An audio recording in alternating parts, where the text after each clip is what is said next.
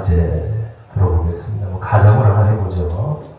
만약에 여러분이 억울한 누명을 쓰고 최고의 재판소, 피고인석에 서게 되었다고 가정해 봅시다. 심지어 유죄 판결을 받으면 곧바로 돌에 맞아 죽을 수도 있는 절체절명의 위기 상황입니다. 당시 스데반이 서 있던 사내들인 공회는 무려 71명의 유대교 최고 엘리트들이 반원형으로 둘러앉아 피고인을 압박하는, 그러니까 그 자리에 섰는 것만으로도 숨막히도록 권위적이고 두려운 복정이었습니다. 그 서슬퍼런 재판장이 여러분을 향해서 이 고발 내용이 사실이냐? 라고 묻는다면 여러분은 가장 먼저 무슨 말을 하시겠습니까? 아마도 자신의 결백을 증명하기 위해 눈물로 호소하거나 고발자들의 거짓을 논리적으로 반박을 하고 한마디라도 더 변명하기 위해 바쁠 것입니다. 오늘 우리가 함께 읽은 사도행전 7장의 본문은 바로 그런 목숨이 오가는 두려운 법정 한가운데서 이 한가운데 서 있는 스데반 집사님의 이야기입니다. 대제사장이 스데반을 향해 1절을 보니까 이것이 사실이냐? 라고 신문을 해요. 그런데 스데반의 입에서 나온 대답은 자신의 억울함을 호소하는 변명이 아니었습니다. 그는 갑자기 유대인들이 너무나 잘 알고 있는 이스라엘의 유구한 역사, 그 중에서도 믿음의 조상 누구 얘기를 꺼내죠? 아브라함의 얘기부터 꺼냅니다. 그런데 설교를 해요. 도대체 스데반은 왜 죽음의 위협 앞에서 이 긴 역사의 이야기를 꺼낸 것일까요? 당시 유대인들은 하나님을 저 화려한 예루살렘 성전이라는 건물 안에, 그리고 자신들이 만든 율법이라는 낡은 제도 안에 꽁꽁 가둬두고 있었습니다. 그들은 우리만 거룩한 성전을 가졌고 우리만 언약의 백성이다, 이런 끔찍한 교만과 안일함에 빠져 정작 하나님이 보내신 구원자 예수 그리스도를 십자가에 못 박아 죽이고 말았습니다. 스데반은 그런 유대인들을 향해 성경의 역사를 관통하는 근본적인 진리를 선포하고 있어요. 당신들은 하나님이 사람이 지은 저 예루살렘 성전에만 계신다고 착각하지만 우리 조상 아브라함을 보라. 참된 신앙은 성전이라는 화려한 건물이나 기득권에 안주하는 것이 아니라 살아계신 하나님을 따라 날마다 텐트를 치고 새로운 길을 걸어가는 나그네의 여정이다. 엄중하게 경고를 합니다. 여러분, 죽음의 공포 앞에서도 스데반의 얼굴이 어떻게 빛났다고요? 누구처럼? 천사처럼 빛날 수 있었던 비결이 무엇이겠냐는 말이에요. 그것은 바로 그의 영혼에 다시 썩어질 세상의 법정이 아니라 영원한 하나님의 나라에 깊이 내려져 있었기 때문입니다. 그래서 오늘 우리는 스데반의 이 역사적인 설교의 서론 부분인 1절부터 8절까지의 말씀을 통해서 우리가 믿는 참된 신앙의 본질이 무엇인지, 그리고 우리 성도님들이 어떠한 삶의 태도로 이 각박한 세상을 살아가야 되는지를 네 가지 성경적 교훈을 이 시간 함께 묵상을 하고자 합니다. 자, 첫 번째 신앙의 출발은 영광의 하나님이 먼저 찾아오시는 거예요. 그러니까 스데반의 설교는 아주 충격적인 장소에서부터 시작을 합니다. 2절 말씀 다 함께 읽겠습니다. 스데반이 이르되 여러분 무역 드디어 들으소서. 우리 조상 아브라함이 하나님 있기 전 에서보다 그냥 있을 때 영광의 하나님이 그에게 보여. 자, 유대인들은 하나님이 오직 거룩한 땅 가나안, 그 중에서도 예루살렘 성전에만 계신다고 굳게 믿었습니다. 그런데 스데반은 이스라엘 역사의 가장 첫 페이지, 아브라함이 하나님을 처음 만난 장소가 어디라고 선언합니까? 약속의 땅 가나안이 아니었어요. 그것은 우상 숭배가 심했던 타락한 이방의 땅, 바로 메소포타미아, 갈대아 우르였어요. 우리는 뭐 흔히 아브라함이 살던 갈대아 우르를 아주 미개하고 척박한 시골 마을 정도로 생각을 해요. 그러나 고고학자들의 발굴에 따르면 당시 이 갈대아 우르는 현대 뉴욕이나 강남과도 비견될 만큼 상업과 무역이 고도로 발달한 초호화 대도시였습니다. 하늘을 찌를 듯한 거대한 지그라트, 신전이 솟아 있었고요. 사람들은 문명과 부요함의 단맛에 흠뻑 취해 있었습니다. 여호수아 24장 2절을 보면 아브라함의 아버지 데라가요, 강 저쪽에서 어떤 사람이에요? 다른 신을 섬기는 자예요. 우상 만드는 자였다고 명확하게 기록을 합니다. 즉 아브라함은 우르라는 화려한 도시에서 스스로 진리를 찾아서 산속으로 들어가 수련을 하는 구도자가 아니에요. 그는 그저 우상을 만들어 파는 집 안에서 세상 사람들과 똑같이 달의 신을 섬기며 세상의 성공과 안락에 취해 떵떵거리며 살아가던 평범하고 타락한 이방인에 불과해요. 그런데 그 절망적인 우상의 도시에 그 어두운 삶의 한복판에 도무지 설명할 수 없는 기적이 일어나는 거예요. 바로 누가 먼저 찾아오셨습니까? 하나님이 어떤 하나님이에요?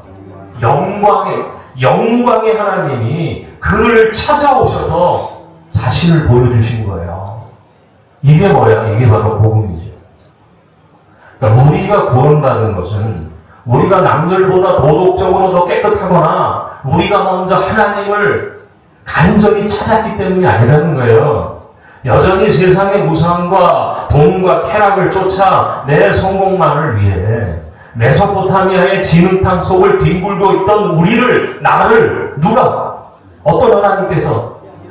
영광의 하나님께서 일방적인 긍휼과 은혜로 먼저 찾아와 주셨다는 말이에요. 그러니까 십자가의 그 찬란한 빛으로 우리 영혼의 어둠을 단숨에 찢고 들어오셨습니다. 그러니까 스데반이 굳이 하나님을 영광의 하나님이라고 부른 이유가 무엇일까요? 자, 오늘날 현대인들도 각자의 갈대아 우르를 구축하기 위해 땀을 흘립니다. 더 넓은 평수의 아파트, 더 높은 연봉, 더 화려한 스펙이라는 인생의 지그라트, 이 신전을 쌓아 올리면서요, 그것이 내 삶의 영광인 줄 알고 살아갑니다. 그러나 진짜 영광의 빛이 비춰지면 가짜 불빛은 힘을 잃게 되어 있어요. 영국의 영성학자 C.S. 루이스가 이런 비유를 해요. 바다에서 수영하며 노는 진짜 기쁨을 모르는 아이는 빈민과 뒷골목에서 진흙 장난을 치는 것만이 세상에서 제일 재밌는 줄 알고 살아간다. 그러니까 우리가 어떻게 세상의 달콤한 진흙 장난 같은 유혹을 끌어내고 보이지 않는 하나님을 따를 수 있습니까? 이게 내 의지나 이 도덕적인 결단으로는 절대 불가능해요. 우리 해보셨잖아요. 우리의 죄악적인, 하나님이 기뻐하시지 않는 이 세속적인 습관들, 죄를 끌어보려고 얼마나 노력을 해요. 그런데 그게 내 의지로 가능합니까? 또다시 시간이 지나면 그리워지고 간절해지고 갈급해지잖아요. 그러나 내 영혼이 어떤 하나님? 영광의 하나님. 그 영광의 하나님, 즉 이 세상에 어떤 보석이나 권력, 내 통장의 잔고와도 감히 비교할 수 없는 압도적인 하나님의 아름다움과 그 위대하심을 단 한 번이라도 제대로 맛보고 경험했다면 세상에 썩어질 것들을 그 즉시 시시해지고 빛을 잃어버리고 맙니다. 다시 하고 싶지 않을 거예요. 다시 죄악된 길로 걸어가고 싶지 않을 거예요. 다시 세속의 그 안 좋은 풍습대로 살고 싶어 하지 않을 거예요. 왜? 영광의 하나님을 만났기 때문이죠. 그 하나님이 나를 찾아오셨어요. 여러분, 마치 찬란한 태양이 떠오르면 밤하늘에 그토록 화려하게 반짝이던 네온사인과 가로등 불빛이 순식간에 초라해지는 것과 같습니다. 아브라함은 갈대아 우리의 그 화려한 문명 한가운데서 우르의 불빛조차는 우리의 불빛과는 감히 비교조차 할 수 없는 찬란하고 압도적인 영광의 하나님을 봤단 말이에요. 목격했기 때문에 미련 없이 자기 삶의 터전을 짐싸서 출발할 수가 있었습니다. 여러분, 우리의 신앙생활이 왜 자꾸 무기력해지고 세상의 작은 유혹 앞에서도 쉽게 흔들립니까? 왜 자꾸 세상 사람들의 삶이 부러워 견딜 수 없습니까? 우리 안에 이 영광의 하나님을 만난 감격이 희미해졌기 때문에 그래요. 예배 자리에서, 심지어는 목장의 모임에서, 목장 모임을 왜 합니까? 이 영광의 하나님을 만나라는 말이에요. 우리의 삶 가운데서 이 영광의 하나님의 은혜를 나누자는 거예요. 친교의 모임 아니에요. 사교의 모임 아니에요. 그리고 우리의 일상의 기도와 말씀 속에서 다시 한번 이 영광의 하나님을 만나시기를 바랍니다. 만나지 않으면 우리의 삶이 바뀌어지질 않아요. 십자가의 그 찬란한 영광이 우리의 영혼을 압도할 때 우리는 비로소 세상을 이길 수 있는 참된 신앙의 첫걸음을 뗄 수가 있어요. 두 번째는 신앙의 결단은 편안하고 익숙한 것을 떠나는 것입니다. 그 영광의 하나님을 만난 사람에게는요, 반드시 머물렀던 자리를 박차고 일어나는 구체적인 결과와 변화가 있다는 거예요. 그러니까 하나님이 아브라함에게 나타나셔서 이렇게 명령하셔요. 3절 읽겠습니다. 이제 내 고향과 친척을 떠나 내가 내게 보여줄 땅으로 가라시니. 이 짧은 한 구절 안에는 신앙생활에 아주 중요한 두 가지 방향성이 담겨 있어요. 하나는 떠남이고 다른 하나는 가라는 거예요. 당시 고대 사회에서 고향과 친척을 떠난다는 것은 요즘처럼 이삿짐 센터를 부르고 다시 다른 도시로 이사가는 그런 개념이 아니에요. 나를 지켜주는 부족의 울타리, 나의 기득권, 강도의 위협으로부터 나를 보호해줄 생명줄을 완전히 끊어버리는 죽음과도 같은 결단이에요. 함부로 떠날 수 없는 거예요. 그러나 영광의 하나님을 따르기 위해서는 반드시 과거에 익숙한 죄의 습관, 세상의 가치관, 나를 편안하게 안주하게 만드는 영적인 게으름으로부터 단호하게 피를 흘리듯 어떻게 해야 돼요? 떠나야 되는 거예요. 여러분, 자, 아브라함의 여정을 자세히 보면, 그런데 이 떠남이요, 단번에 완성되질 않아요. 이게 결코 쉽지 않은 걸 우리에게 보여주고 있는데, 4절 말씀 읽겠습니다. 아브라함이 갈대아 사람의 땅을 떠나 하란에 거하다가 그의 아버지가 주에 하나님이 그를 거기서 너희 집을 사는 땅으로 이셨느니라. 창세기 기록과 이 본문을 종합해 보면 아브라함이 짐을 싸서 메소포타미아 우르를 떠나긴 해요. 그런데 약속의 땅 가나안으로 곧바로 가지 않습니다. 중간 기착지 어디에? 하란이라는 도시에 머무르는데요. 잠깐 머무르는 게 아니라 아주 오랫동안 주저앉아 버려요. 왜 그랬을까요? 이 하란은요, 갈대아 우르만큼이나 크고 발달한 무역 도시입니다. 그리고 똑같이 다메신을 섬기는 문화권이라가 아주 익숙하고 편안한 곳이었어요. 그곳에서 아버지가 살아계시는 동안 아브라함은 적당히 타협하고 그 화려함 속에 머물렀어요. 그러니까 갈대아 우르는 떠났는데 아직 어디에 들어가지 않은 거예요? 가나안에 들어가지 않은 상태. 그러니까 우상의 땅과 언약의 땅 사이에 어중간한 그 회색지대에 거기가 바로 하란이에요. 이 모습이 어쩌면 오늘날 현대를 살아가는 우리의 모습과 너무나 뼈아프게 닮아있지 않습니까? 세상의 죄악과 옛 모습을 버리고 예수를 믿겠다고 교회 안으로 들어왔어요. 그리고 직분도 받았어요. 그런데 여전히 온전히 하나님께 삶의 주도권을 내어드리지 않습니다. 여전히 내가 주인이에요. 그리고 세상과 교회 양다리에 걸쳐요. 적당하게 타협하면서 머물러 있는 나만의 영적인 하나님이 우리에게는 없는 말이에요. 주님, 제가 그래도 주일 예배는 빠지지 않고 드리잖아요. 그러나 내 삶의 주도권과 내 마음대로 하는 삶의 영역은 제발 간섭하지 마세요. 주님, 제가 교회에서 직분도 받고 내가 봉사는 하는데 내가 적당히 할게요. 그러나 내 삶의 스케줄이 피곤해지고 진짜 손해를 봐야 되는 헌신은 나 하지 않을게요. 나 그거 사양합니다. 나는 딱 여기까지만 믿을게요. 우리의 마음속에는 이처럼 나를 얽매고 있는 영적인 하나님이 있어요. 익숙한 불평의 습관들, 남을 쉽게 판단하는 험담한 너, 하나님의 나라보다 우리의 자녀들이 세상에서 세상적인 성공에 집착하는 마음이 바로 아직도 우리가 떠나지 못하고 있는 끈질긴 하나님. 하나님 어떻게 하셨습니까? 아브라함이 가장 의지하던 데라가 죽고 나서야 즉 그가 안주하던 인간적인 의지처와 세상의 든든한 동압줄이 완전히 끊어지고 나서야 그를 비로소 약속의 땅 어디로? 가나안으로 이끌어내셨어요. 그러니까 아버지 데라는 아브라함에게 있어서 혈육이자 세상의 거대한 방패막이고 경제적인 보증수포였단 말이에요.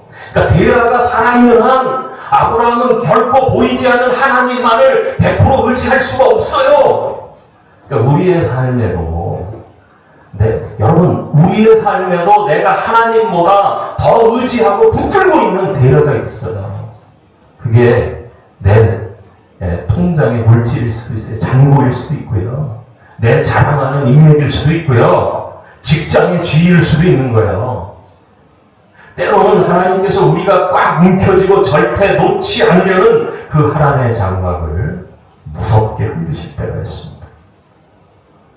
아니 남들보다 건강했던 내가 갑자기 어느 날 내 건강을 치시고 내 물질의 기반을 흔드시고 내가 그토록 의지하던 사람과의 관계를 허무하게 흩으실 때가 있어요. 왜 그렇습니까? 우리 미워해서 그러시는 거 아니에요. 세상에 썩어질 하나님에 주저앉아 멸망하지 말고 영원한 하나님의 나라를 향해 진짜 나그네의 걸음을 걸어가라고 우리를 몰아내시는 무섭고도 맹렬한 십자가의 사랑이에요. 여러분, 오늘 성령께서 말씀으로 여러분의 굳은 마음을 두드리실 때 내가 여전히 머뭇거리며 주저앉아 있는 영적인 하나님에서 과감하게 짐을 싸서 떠나시기를 바랍니다. 이제 그래야 될 때가 왔어요. 십자가의 복음은 적당한 타협이나 종교 생활이 아니에요. 여러분, 주일날 교회 오는 거로 여러분, 아우 나 신앙생활 다 했어. 여러분 절대 착각하지 마셔요. 이건 우리가 구원과 믿음을 향한 여정이 하나의 여정이에요.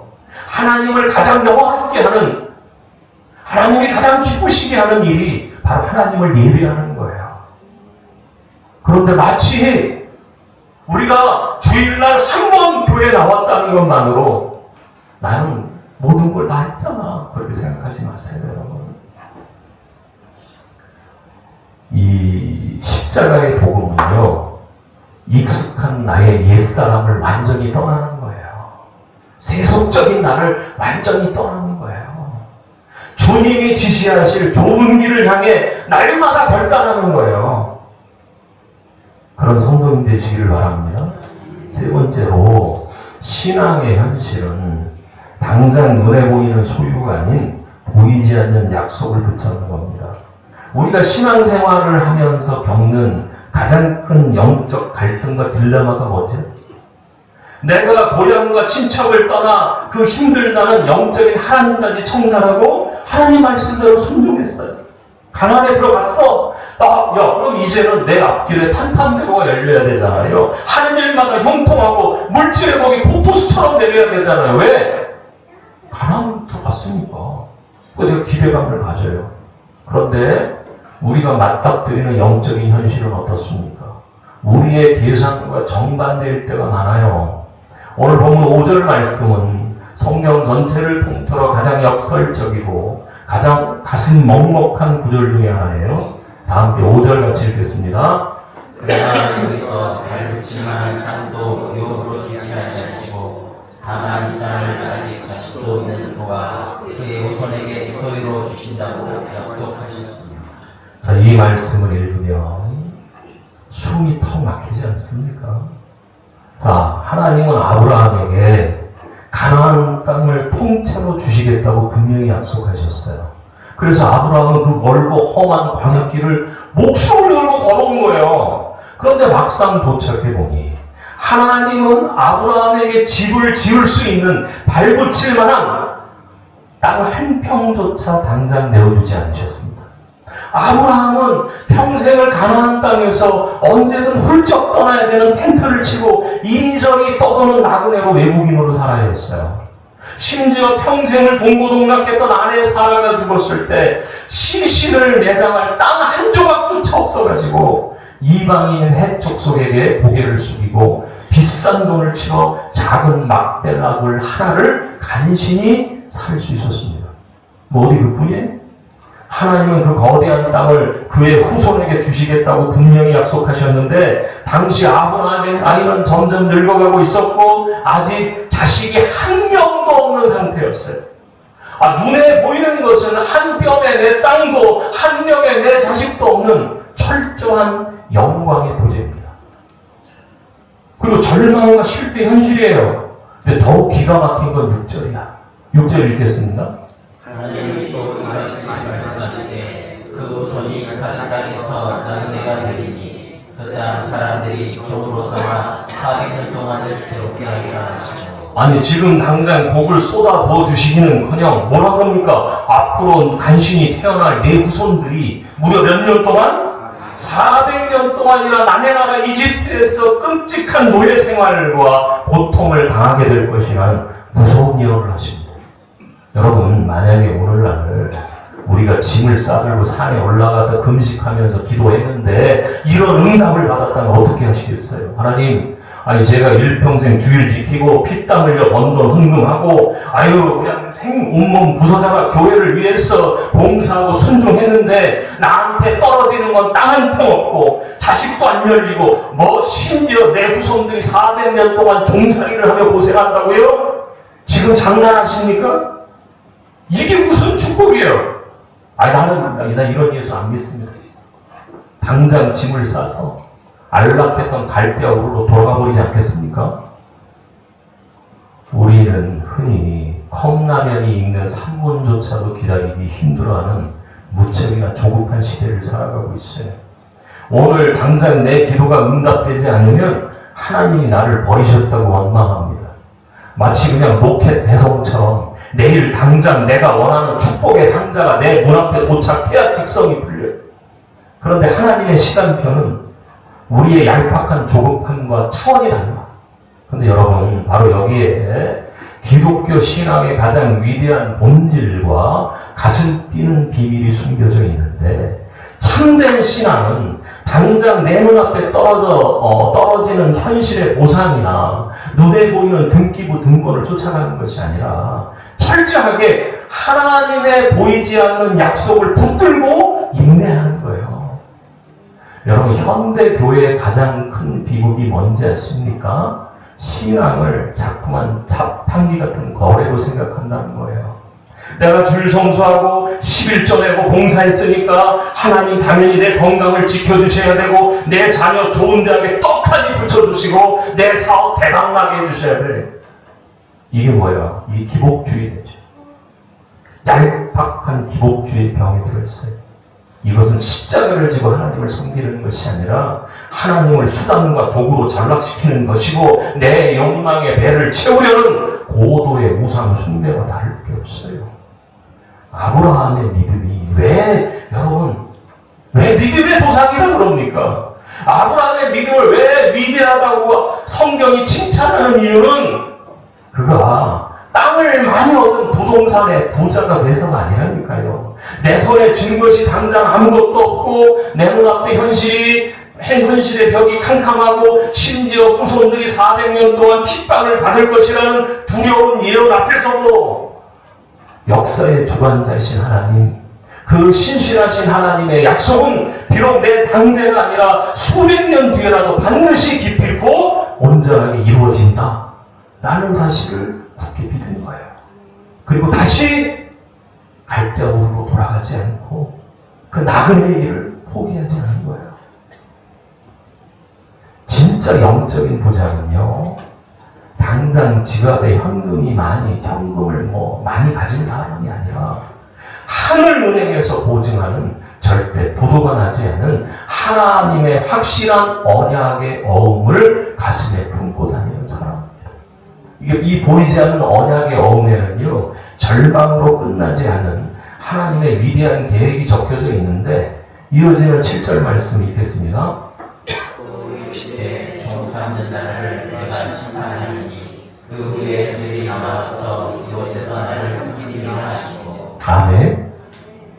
종 삼는 나라, 종들은 나를 누가 심판해요? 내가 심판하시겠다는 거예요. 하나님은 자기 백성의 눈물을 결코 외면하지 않으십니다. 애국에서 노예로 신음할지라도 때가 차면 역사 속에서 친히 심판자가 되셔서 그들을 억압하는 세상을 무너뜨리시겠다는 겁니다. 그리고 마침내 그들을 이끌어내어 어떤 자들로? 예배하는 자들로 세우시겠다고 선포하셔요. 우리의 삶에 고난의 시간이 주어질 때가 있어요. 그러나 하나님의 궁극적인 목적은 우리를 고난 속에 방치하는 것이 아니라 온전한 예배의 회복입니다. 따라하겠습니다. 예배의 회복. 예배의 회복이에요. 세상을 심판하시고 마침내 우리를 구원하시겠다는 이 가슴 벅찬 승리의 약속이 있었기 때문에 아브라함은 아무것도 보이지 않는 현실 앞에서도 결코 무너지지 않을 수 있었던 거예요. 세상 사람들은 이 땅에서 어떻게든 천년 만년 살 것처럼 크고 화려한 콘크리트 성을 쌓아 올리려고 발버둥을 칩니다. 그러나 아브라함은 이 땅에서 화려한 왕궁을 짓지 않았어요. 히브리서 11장의 말씀처럼 그는 장차 하나님이 친히 지으시고 경험하실 영원한 도성, 하늘의 영광스러운 본향을 생생하게 바라보았기에 이 땅에서 텐트를 치고 초라한 나그네로 사는 것을 결코 부러워하지 않았다는 겁니다. 자, 넷째, 신앙의 완성은 내 몸에 언약의 증표를 새기고 믿음의 계보를 이어가는 거예요. 발붙일 땅 한 평 없어요. 아직 자식 하나 없는 그 처절하고 막막한 현실 속에서 하나님은 아브라함에게 보이지 않는 약속을 눈에 보이는 현실로 굳게 붙잡을 수 있도록 아주 특별한 선물을 주시는데, 다 함께 8절 말씀 읽겠습니다. 할례의 영을 아브라함에게 주셨더니 그가 이삭과 그들의 맘에 할례를 행하고 이삭이 야곱이 우리 12조상을 아합니다.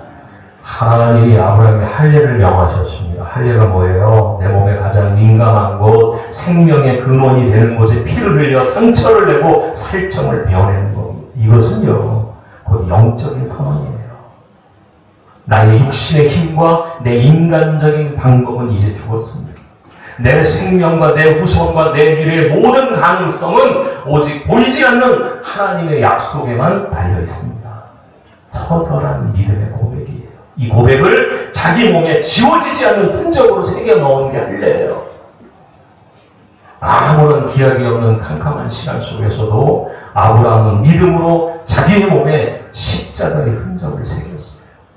그 언약에 순종했을 때 마침내 어떤 기적이 일어났습니까? 인간의 생식 능력이 완전히 끊어진 100세의 나이에 생명 되신 하나님께서 불가능을 뚫고 아들 이삭을 허락하셨어요. 아멘?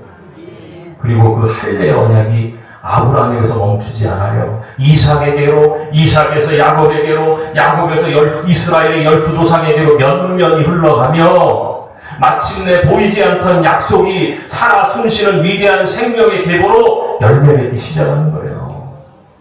말씀을 맺겠습니다. 오늘 사도행전 7장에서 스데반이 이 장엄한 아브라함의 이야기를 통해 무서운 살기가 등등한 유대 종교 지도자들의 심장을 그냥 정통으로 찔러버린 거예요. 당신들의 몸에는 할례를 받았다고 자랑하면서도 마음에는 여전히 세상의 욕심으로 가득 차 귀와 마음의 할례를 받지 못했다. 눈에 보이는 저 화려한 예루살렘 성전과 알량한 기득권을 쥐고 축복이라고 착각하지만 그게 다 썩어져 버린 가짜다. 진짜 신앙은 아브라함처럼 발붙일 땅 한 평 없어도 오직 영광의 하나님을 따라 장차 올 영원한 나라를 바라보며 십자가의 고난과 나그네의 길을 인내하면서 묵묵히 걸어가는 것이다. 스데반 자신도 지금 이 설교를 마치면요, 분노한 무리들에게 돌에 맞아 처참하게 죽을 것을 너무나 잘 알고 계셨습니다. 그에게는 이 땅에서 발붙일 생명의 시간조차 남아있지 않았어요.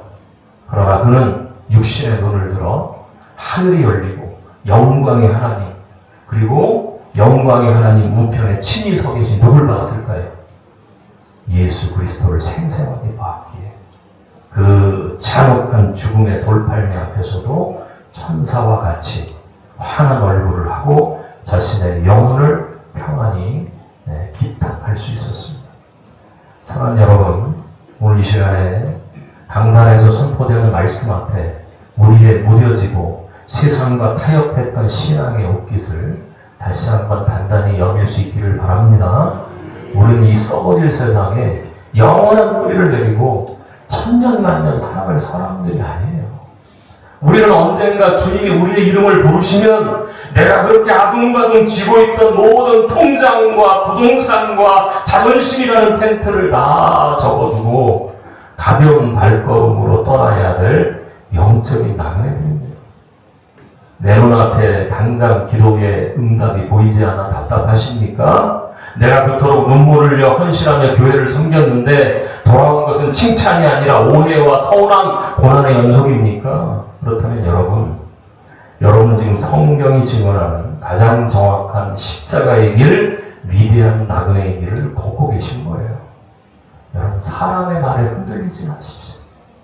그리고 사람 의지하지 마시고 그 캄캄한 현실 앞에서 절대로 하나님의 선하심을 의심하지 마십시오. 모든 것을 합력하여 선하게 만드시는 하나님이에요.